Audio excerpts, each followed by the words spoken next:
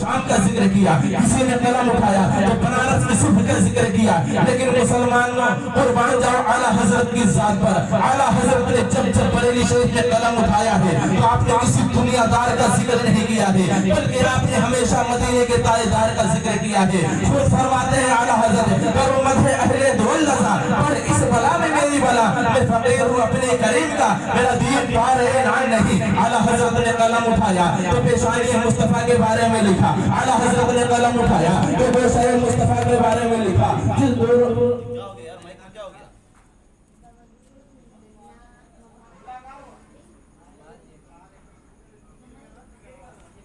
یا رسول اللہ صلی اللہ تعالی علیہ وسلم، اعلیٰ حضرت نے قلم اٹھایا تو گوش ہے مصطفیٰ کے بارے میں لکھا، دور و نزدیک کے سننے والے وقار کانے لالے کرامت پہ لاکھوں سلام۔ اعلیٰ حضرت نے قلم اٹھایا تو لب مصطفیٰ کے بارے میں لکھا، پتلی پتلی گلے قدس کی پتیاں ان لبوں کی نزاکت پہ لاکھوں سلام۔ اعلیٰ حضرت نے قلم اٹھایا تو بندان مصطفیٰ کے بارے میں لکھا، اعلیٰ حضرت نے قلم اٹھایا تو نگاہ مصطفیٰ کے بارے میں لکھا، وہ نگاہ اعلیٰ حضرت نے قلم اٹھایا تو زندگی رسول کے بارے میں لکھا، تو زندہ ہے واللہ تو زندہ ہے واللہ میری چشم عالم سے چھپ جانے والے۔ اعلیٰ حضرت نے قلم اٹھایا تو آمد رسول کے بارے میں لکھا، جس سہانی گھڑی چمکا طیبہ کا چاند اس دن افر و سعاد کے لاکھوں سلام۔ اعلیٰ حضرت نے قلم اٹھایا تو نبی کے شاہ عطا کے بارے میں لکھا کہ میرے کریم سے گھر اطرا کسی نے مانا، دریا بہا دیے ہیں درگے بہا دیے ہیں۔ اعلیٰ حضرت نے قلم اٹھایا تو شاہ عطا کے بارے میں لکھا، زمین و زماں تمہارے لیے، مکین و مکان تمہارے لیے، چنین و چنا تمہارے لیے، بنے بڑے یہاں تمہارے لیے، ہم آئے یہاں تمہارے لیے اور اٹھے بھی وہاں تمہارے لیے۔ اعلیٰ حضرت نے قلم اٹھایا تو زندگی رسول کے بارے میں لکھا، تو زندہ ہے واللہ تو زندہ ہے واللہ میری چشم عالم سے چھپ جانے والے۔ اعلیٰ حضرت نے قلم اٹھایا تو گنبد رسول کے بارے میں لکھا، اعلیٰ حضرت نے قلم اٹھایا تو شہر رسول کے بارے میں لکھا، اعلیٰ حضرت نے قلم اٹھایا تو نسل رسول کے بارے میں لکھا کہ تیری نسل پاک میں ہے بچہ بچہ نور کا، ارے تو ہے میرے نور تیرا سب گھرانہ۔ اسلامیہ یہی سے محدود نہیں ہے۔ اعلیٰ حضرت نے جب قلم اٹھایا ہے بریلی شریف کی سرزمین میں تو کبھی آپ نے مدنی زندگی کا ذکر کیا ہے، کبھی مسجد کی زندگی کا ذکر کیا ہے، کبھی سفر کا بیان تو کبھی حضر کا بیان، کبھی خلوت کا تذکرہ تو کبھی جلوت کا تذکرہ۔ سنو میرے نبی کی آنکھیں لاجواب، میرے نبی کی شان لاجواب، میرے نبی کے دندان بھی لاجواب اور میرے نبی کے خاندان بھی لاجواب ہے۔ سنو وہ آئے تو ان کا آنا میلاد اور وہ جائے تو ان کا جانا میراج، ارے میراج بھی لاجواب ہے، میراج بھی لاجواب ہے۔ سبحان اللہ سبحان اللہ۔ ملک سخن کی شاہی تم کو رضا مسلم، جس سب آ گئے ہو سکے بٹھا دیے ہیں، ارے یہی تک محدود نہیں ہے۔ اعلیٰ حضرت کی ذات کو ایسی ویسی ذات نہیں ہے، اعلیٰ حضرت کی جتنی بھی زندگی گزری ہے تو محبت رسول میں گزری ہے۔ آپ نے محبت رسول میں ان کی ہر گوشے کا تذکرہ کیا ہے۔ عزیزان ملت اسلامیہ اور آگے چلتے ہیں، یہ جو جشن عید میلاد النبی میں جو لفظ میلاد ہے نا، یہ عربی کا لفظ ہے۔ بولے جشن عید میلاد النبی میں جو لفظ میلاد ہے نا، یہ عربی کا لفظ ہے، اس کا معنی ہوتا ہے پیدائش، جشن کا معنی ہوتا ہے خوشی۔ اور اللہ تبارک و تعالی کی حدیث قدسی ہے، یہ حدیث قدسی ہے، محبوب اقاد مصطفیٰ کے صدقے میں، حضرت زکریا میلاد مصطفیٰ کے صدقے میں، حضرت شیش میلاد مصطفیٰ کے صدقے میں، حضرت داؤد میلاد مصطفیٰ کے صدقے میں، اور آگے چلو حضرت ابراہیم علیہ السلام میلاد مصطفیٰ کے صدقے میں، گویا کہ جتنے بھی انبیاء کرام آئے سب کے سب میلاد مصطفیٰ کے صدقے میں۔ المختصر یہ کہہ لیا جائے کہ ہماری وجود اور اس کائنات کی وجود میلاد مصطفیٰ کے صدقے میں ہے۔ سنو جب آپ اس محفل میں آئے ہو دل کی تختی پر ایک جملہ نوٹ کر کے جانا، جس زمین پر تم بیٹھے ہو یہ زمین بھی میلاد والی ہے، اور جس آسمان کے نیچے تم بیٹھے ہو یہ آسمان بھی میلاد والا ہے۔ اب کسی کو اگر میلاد سے نہیں ہو تو اسے چاہیے کہ وہ جا کر کوئی ایسی زمین ڈھونڈے جو میلاد والی نہ ہو، اسے چاہیے کہ وہ جا کر کوئی ایسا آسمان ڈھونڈے جو میلاد والا نہ ہو۔ اگر اسے اس زمین پر رہنا ہے، اگر اسے اس آسمان کے نیچے رہنا ہے تو اسے یہ کہنا پڑے گا کہ حشر کا ڈالے کہ ہم پیدائش مولا کے مثل فارس لد کے گرے گرے۔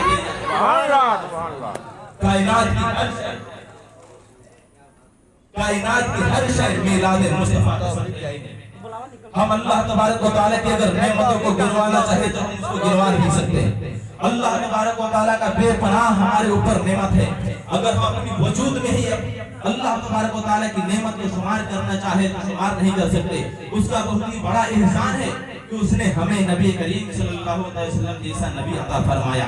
عزیزان ملت اسلامیہ، غور کرنے کا مقام ہے. اللہ تبارک و تعالیٰ نے ہمیں بے شمار نعمتوں سے نوازا، ہمیں زبان عطا کی، مگر اس نعمت پر احسان نہیں جتایا. ہماری آنکھ میں بینائی عطا فرمائی، مگر احسان نہیں جتایا. ہمارے ہاتھ میں پکڑنے کی صلاحیت عطا فرمائی، مگر احسان نہیں جتایا. ہمارے پیر میں چلنے کی سکت عطا فرمائی، مگر احسان نہیں جتایا. ہماری زبان میں قوت گویائی عطا فرمائی، مگر احسان نہیں جتایا.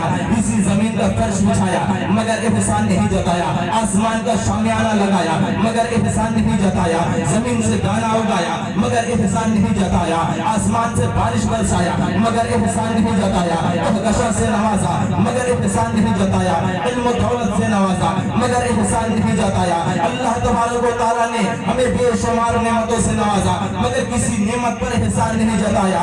اللہ تبارک و تعالیٰ کہیں یہ نہیں فرماتا ہے اے لوگوں میں نے حضرت آدم کو صفی اللہ بنا کر بھیجا اس لیے تمہارے اوپر احسان جتایا. میں نے موسیٰ کو کلیم اللہ بنا کر بھیجا اس لیے تمہارے اوپر احسان جتایا. میں نے ابراہیم کو کلیم اللہ بنا کر بھیجا اس لیے تمہارے اوپر احسان جتایا. میں نے حضرت موسیٰ کو کلیم اللہ بنا کر بھیجا اس لیے تمہارے اوپر احسان جتایا. کہیں پر اللہ تبارک و تعالیٰ نے وہ بے شیخ لاکھ 24,000 پیغمبران اسلام کی آمد پر احسان نہیں جتایا.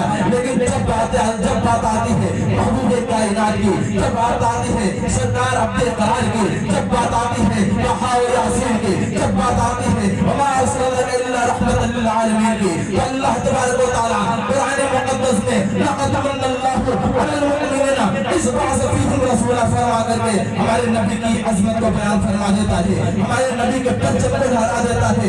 اے لوگوں سنو، یہ جس کے آنے پر تمام لوگوں پر احسان جتایا جا رہا ہے، یہ آنے والا کوئی اور شخص نہیں ہے بلکہ رحمت للعالمین ہے. یہ آنے والا کوئی اور شخص نہیں ہے بلکہ یہ غریبوں کا ماما ہے. یہ جو آنے والا شخص ہے کوئی اور شخص نہیں ہے بلکہ عورتوں کو وہ مقام دینے والا شخص ہے. یہ آنے والا کوئی اور شخص نہیں ہے بلکہ دنیا سے ظلمتوں کو مٹا دینے والا ہے. جس کی آمد پر اللہ تبارک و تعالیٰ نے جبریل امی کو حکم دیا، اے جبریل امی آنے والے کی خبر دے دو. تم 3 جھنڈا نصب کرو، ایک جھنڈا مغرب میں اور دوسرا جھنڈا مشرق میں اور تیسرا جھنڈا بیت اللہ پر. اور یہ لوگوں کو بتا دو اے لوگوں سنو، یہ جو آنے والا ہے اس کی حکومت صرف اور صرف مکہ میں نہیں ہے، اس کی حکومت صرف اور صرف مدینہ میں نہیں ہے، اس کی حکومت صرف اور صرف دنیا کے کسی ایک خطے میں نہیں ہے، بلکہ یہ بتا دو جو آنے والا ہے اس کی حکومت مشرق سے لے کر کے مغرب تک ہے، شمال سے لے کر کے جنوب تک ہے، تحت الثرى سے لے کر کے عرش معلیٰ تک ہے. عزیزان ملت اسلامیہ، نبی کی آمد پر اللہ تبارک و تعالیٰ خود جھنڈا لگانے کو بتا رہا ہے. تو جھنڈا لگانا یہ اللہ کی سنت ہے اور ایسی محفل کا انعقاد کرنا محمد رسول اللہ. سبحان اللہ سبحان اللہ. عزیزان ملت اسلامیہ، بہت ساری باتیں باقی ہیں. کیا بجے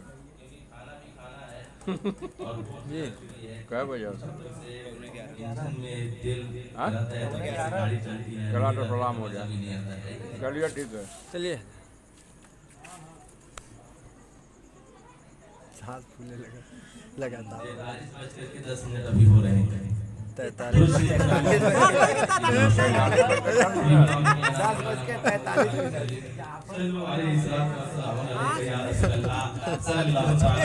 پھر سے نہیں، ہم نے صحیح بتایا ہے، آپ نہیں سمجھ پائے. ہم نے صحیح بتایا، آپ نے سمجھا نہیں. بہرحال یہ سرکار کی محفل ہے. اس محفل میں آنے کے بعد آپ کو کیا ملا وہ پیغام میں آپ کو لے کر جانا چاہتا ہوں. ہم آپ کو صرف یہ بتانا چاہتے ہیں کہ جس تقریر کی خواہش آپ رکھتے ہیں تو اسی تقریر کی کرنے کی ہم ہمت اور جذبہ رکھتے ہیں. لیکن یہ میری پہلی ہی تقریر ہے جو آپ اس طریقے سے سنیں، ورنہ ہم ایسی تقریر کرنے کا مجاز نہیں رکھتے.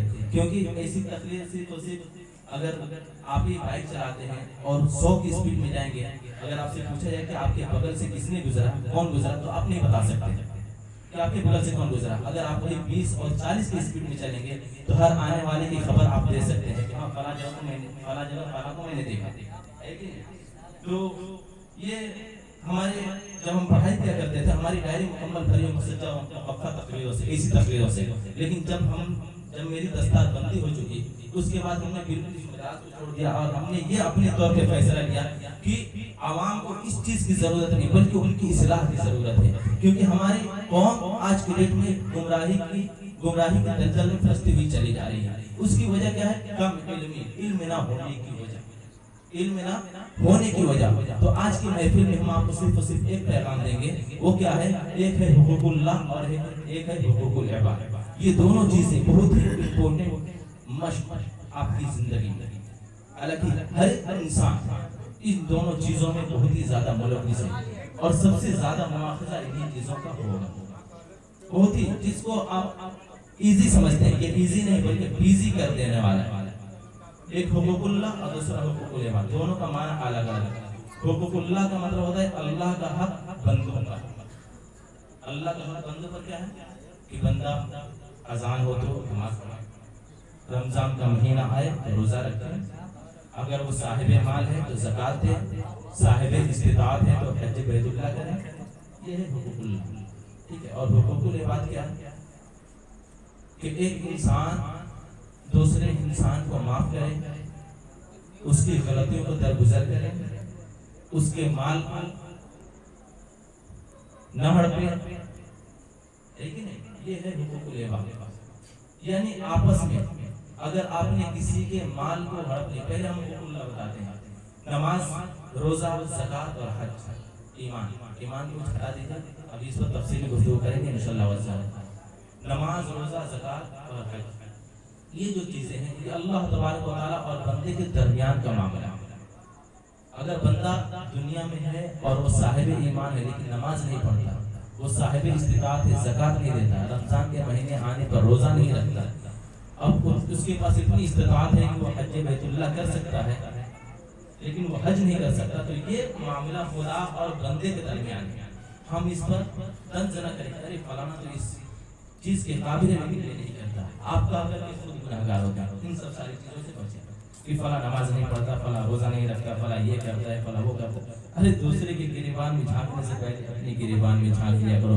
جھانکنے کی سب سے بہتر جگہ امام غزالی فرماتے ہیں کہ جھانکنے کی سب سے بہتر جگہ اپنی گریبان میں، اپنی گریبان میں جھانک کر کے دیکھو، پھر اس کے بعد میں دوسرے کی اصلاح کرو۔ پہلی بات۔ دوسری بات تو ہم نے یہ بتایا کہ حقوق اللہ کا مطلب کیا ہوتا ہے؟ کہ اللہ کا حق بندوں پر، اور نماز، روزہ، زکات، حج یہ خدا اور بندے کے درمیان کا معاملہ ہے۔